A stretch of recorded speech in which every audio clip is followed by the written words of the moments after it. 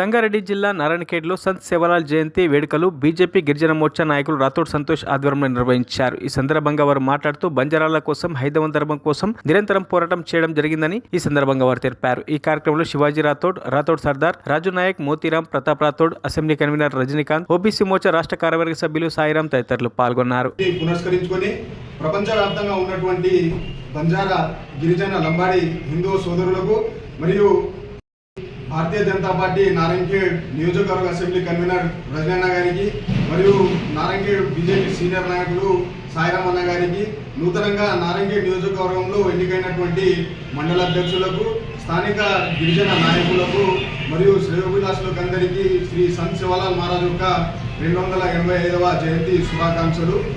18వ శతాబ్దంలో భారతదేశంలో జరుగుతున్నటువంటి విదేశీ దండయాత్రల నుంచి భారత జాతి, హిందూ జాతి, హిందూ దేవాలయాలు, హిందూ సంస్కృతుల మీద అనేక దండయాత్రలు జరిపినారు విదేశీ రాజులు.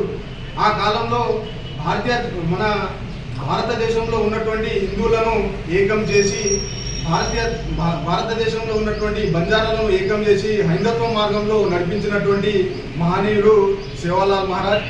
రీసెంట్గా మరిన్ని అప్డేట్స్ కోసం మా ఛానల్ని సబ్స్క్రైబ్ చేయండి.